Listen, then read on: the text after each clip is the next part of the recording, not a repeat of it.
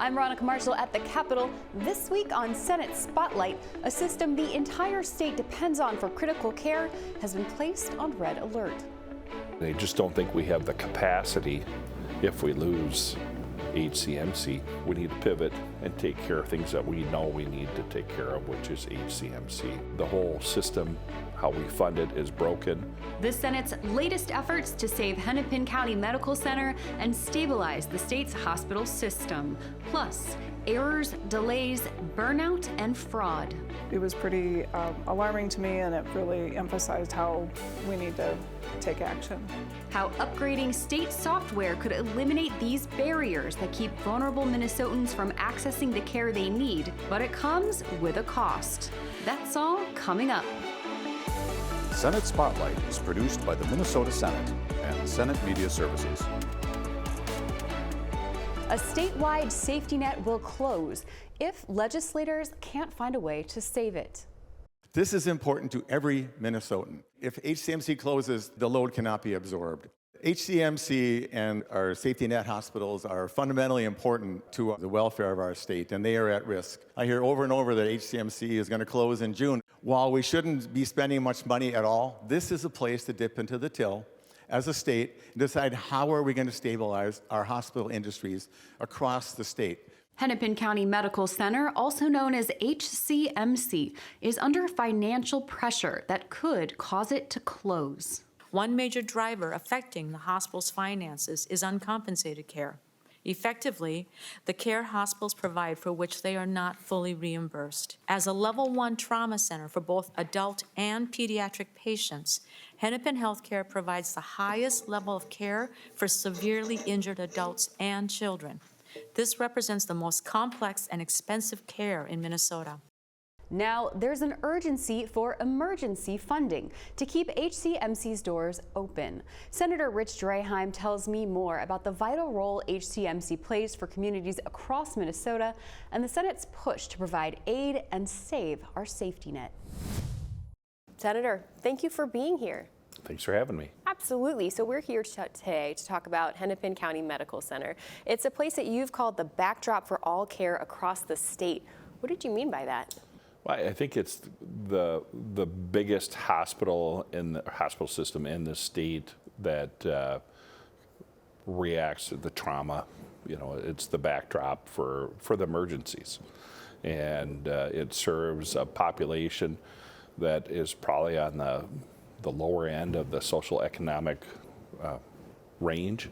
This session you've talked about working to support the hospital system instead of other measures that have come up like emergency rental assistance. So talk to me about your thought process behind those calls and conversations. You know, they're tough conversations because two things can be true at once. So we could need some rental assistance programs, and we could need an influx of state capital for a medical system like HCMC. My frustration is the fraud. You know, we're funding programs that have been frozen or have had issues, and we're really not seeing suggestions from the administration on how do we make it better to provide those services to people.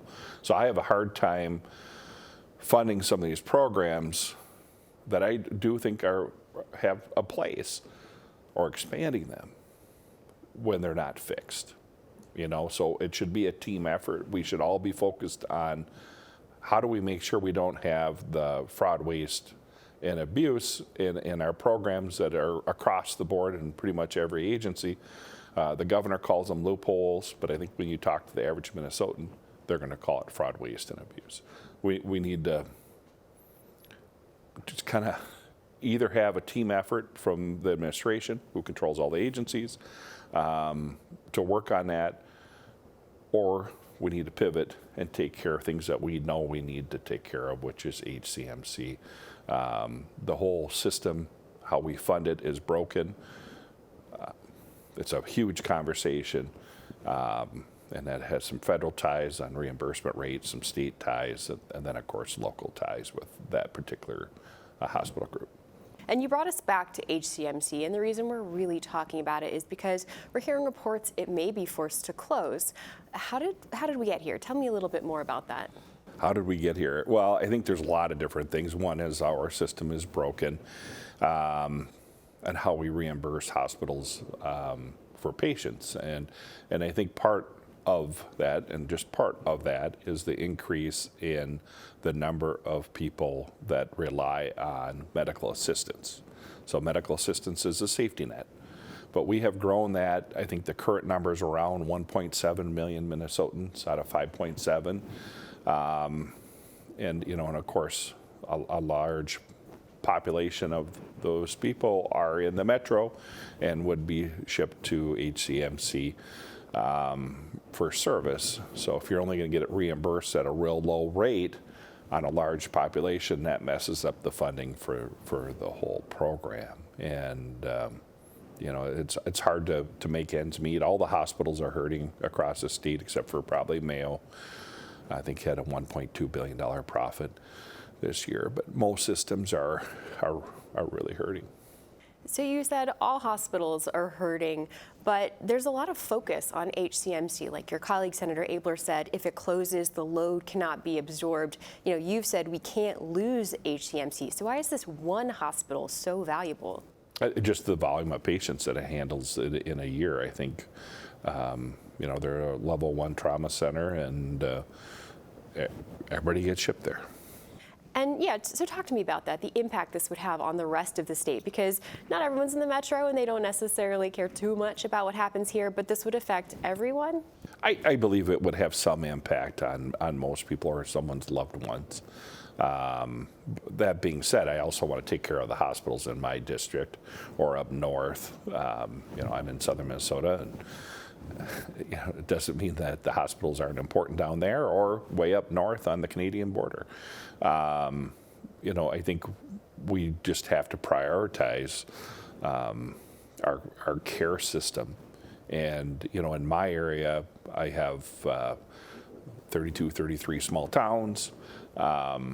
Most of them rely on volunteer emergency response personnel, and most of them don't have up-to-date equipment.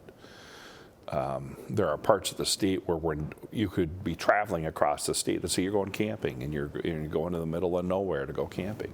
That there might not be anybody there to respond to that 911 call in a timely fashion.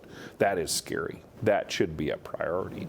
And I think that's why a lot of people in my caucus get upset over the waste, fraud, and abuse, because we could use just a sliver of that money to help fund those small first responders, to help people, or to save our local hospitals so we have somewhere to go if someone has a heart attack. Or I've had some bills dealing with oncology or cancer care in the rural areas.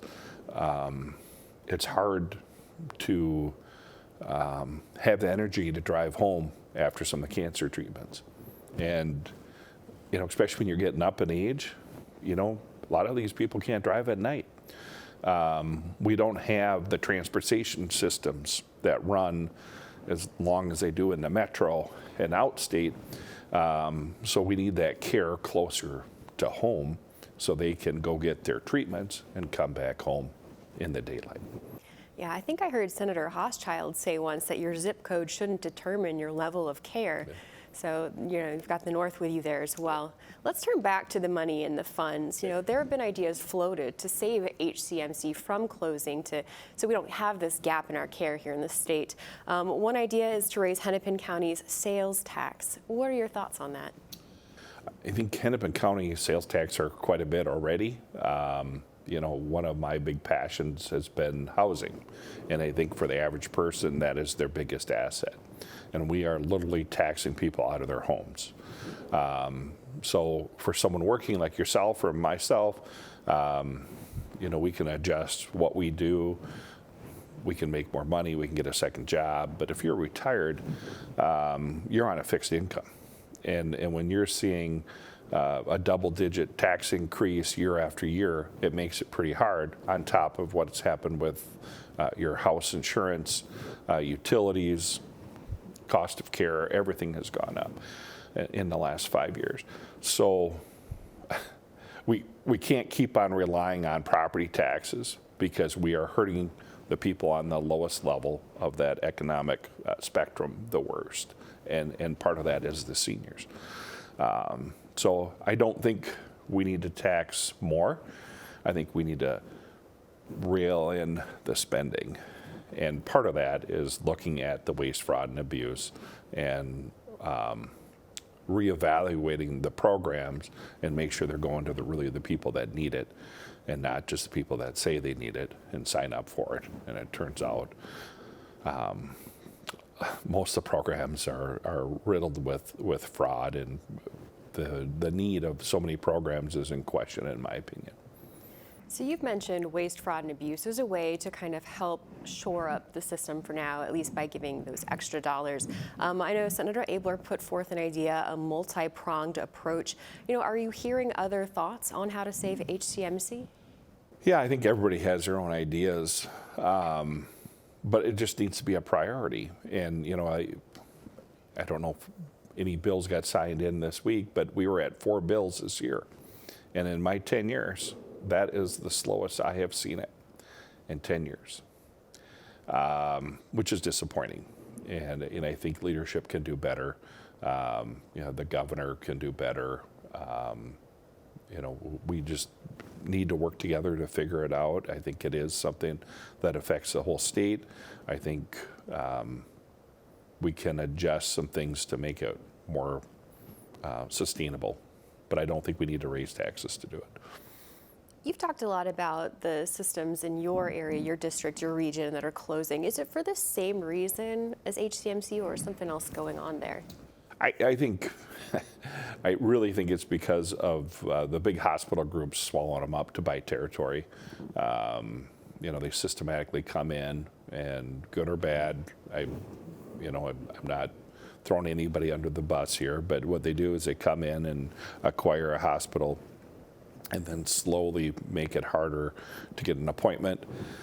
So once there's not as many appointments, their patient count goes down, and then they justify closing whatever subject matter of that doctor unit was, if it was the birthing center or cancer care, oncology, radiology, whatever it is, and then they slowly shut it down, those individual systems, and then they say, well, we can't justify keeping it open because we don't have enough patients. I've seen it play over and over and over again in rural Minnesota, time and time again.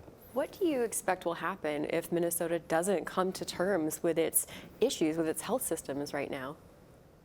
I am sure we'll figure it out, but at what cost? And, unfortunately, it's, the people that don't have the resources probably will get hurt the most. Where if you can afford it, you're going to hire someone to drive you, or make sure that you get the care if you can afford it. And those that can't won't, and that's sad. I've heard support from several people on your caucus, Senator Abler, Senator Coran, and I've heard Senator Rest from the other caucus talk about supporting HCMC. So does that give you a hope that there can be a solution going out the door this session, either short-term, long-term, systemic? It was the first time I brought it up was on the floor, I think during Senator Port's bill on housing, emergency relief for that, and I think this is more important than that bill, because even though as important as housing is to me, I didn't think there was urgency for that as this is, and other hospitals across the state. I think it needs to be front and center. Whoever takes my position over and moves on, healthcare, as we have an aging population, costs more. And that population is part of the reimbursement rate that's smaller than larger. So I think we're in for a couple hard years of figuring out how to pay for that cost of care. Thank you for your time today, Senator. I appreciate it. Critical funding bills aiming to keep Hennepin County Medical Center open are moving through the Senate now. The Senate's Health and Human Services Committee's supplemental budget bill includes $150 million to stabilize HCMC. The one-time appropriation includes accountability and reporting requirements. Meanwhile, DFL Senator Ann Rest's bipartisan bill, Senate File 4986, would require Hennepin County to direct sales tax revenues to HCMC after payments for specific capital improvement projects and other county-specific purposes. Minnesotans who rely on support to meet their essential needs like food and health care depend on the state to provide fast and efficient systems that deliver that help without delay. But the state's current health and human services software is antiquated, leading to workarounds and longer wait times, errors, and extra expenses.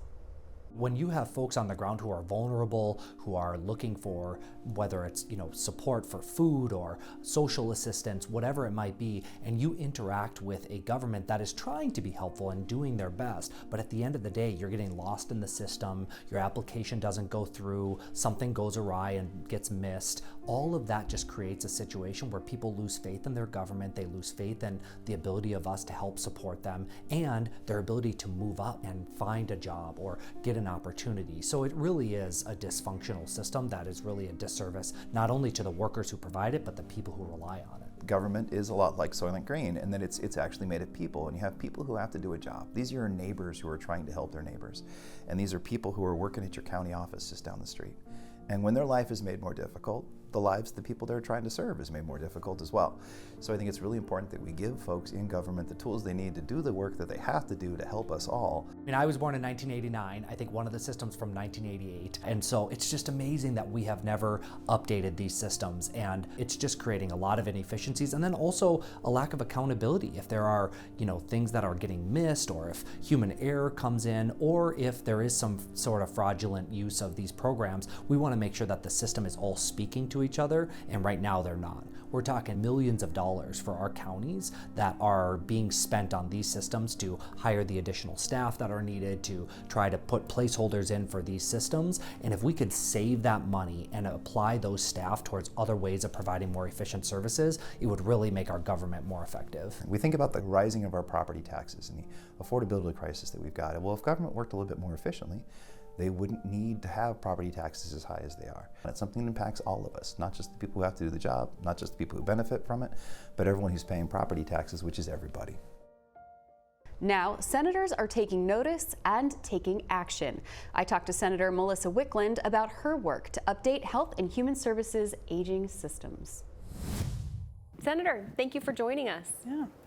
Glad to be here. Talk to me a little bit about the people that are being impacted by this. Who are these systems serving? Well, they're serving Minnesotans from all across our state. Minnesotans have needs for basic needs that these systems are deciding their eligibility for them. Things like access to food, like our SNAP program. Access to health care through our medical assistance program.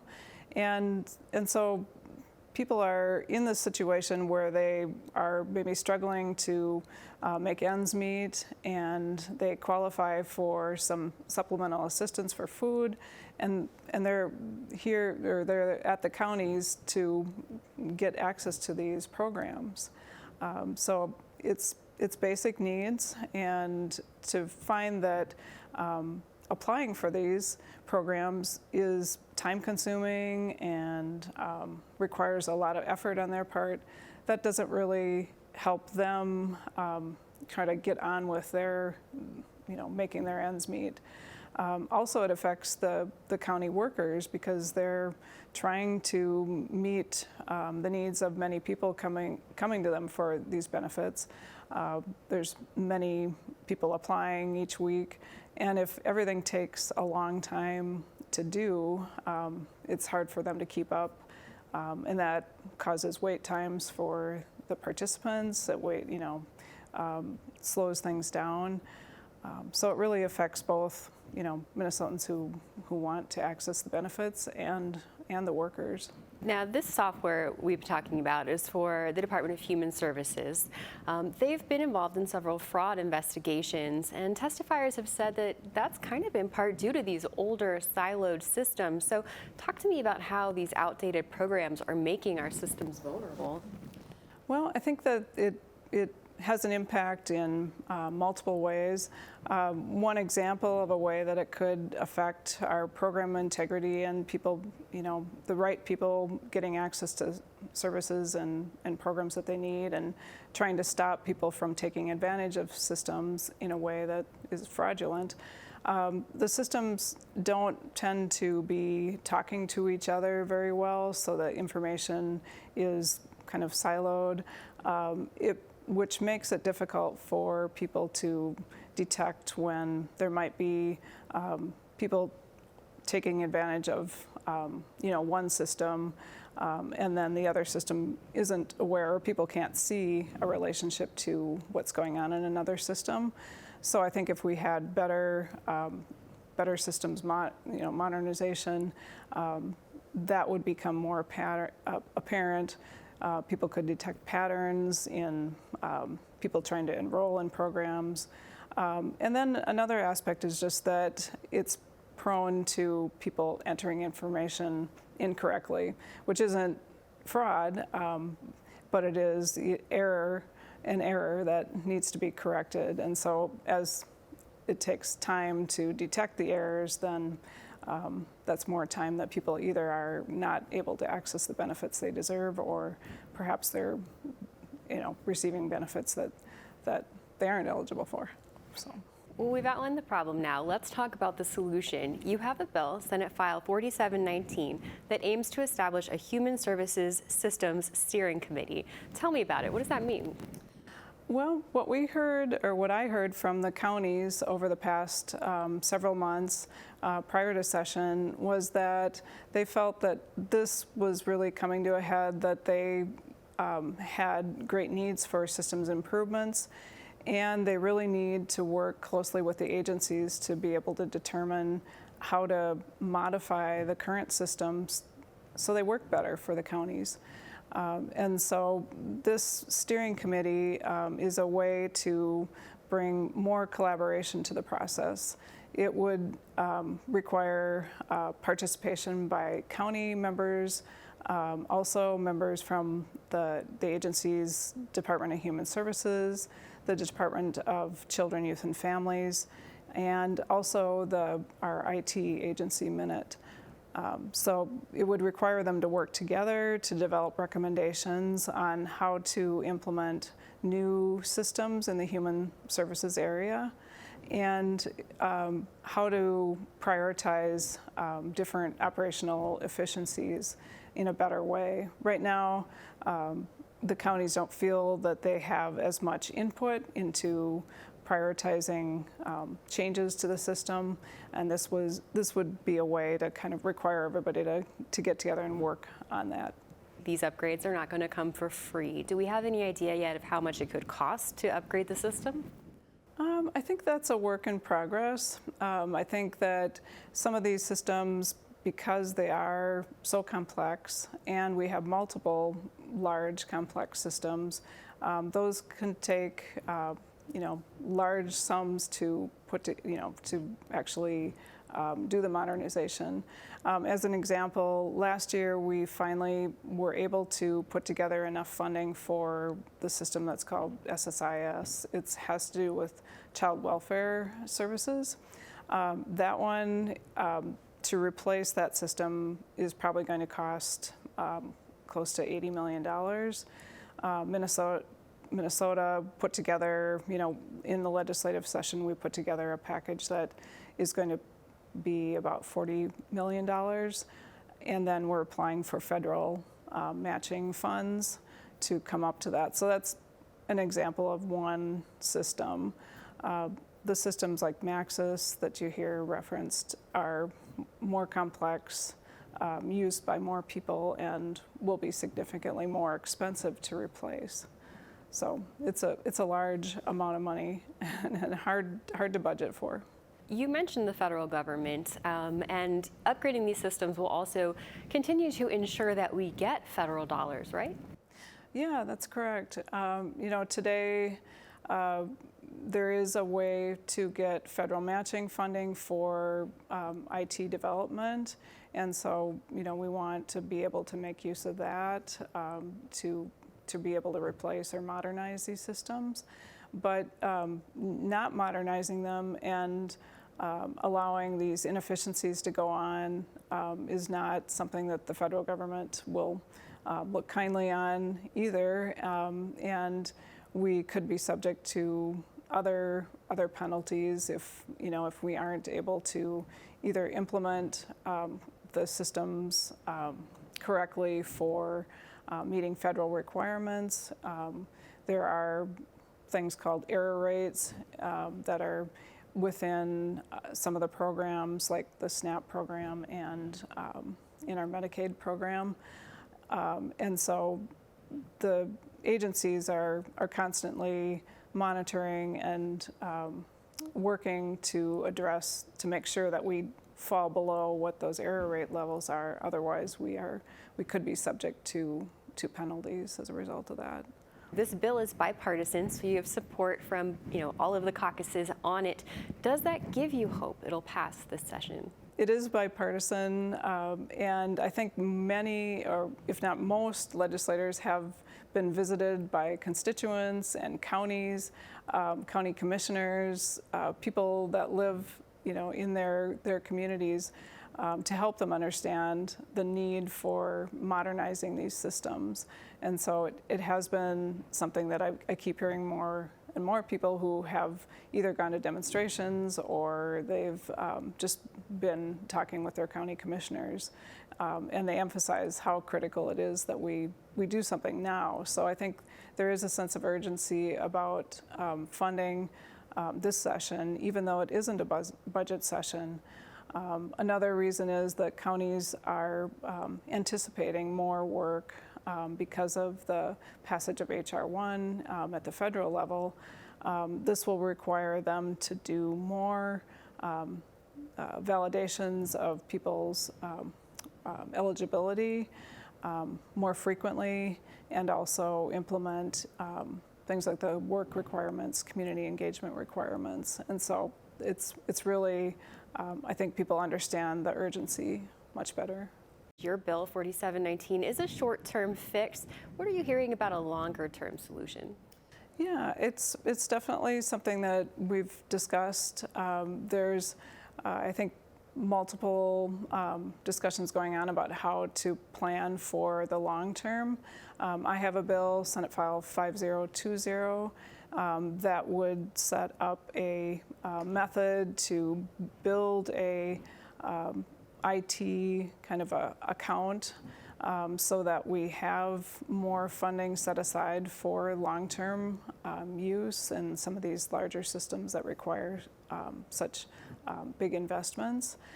And it also requires Minute to put together a plan that would help us understand what the path is for going forward with modernization. Senator, it's been a pleasure having you here. Thank you so much. Yeah, thank you.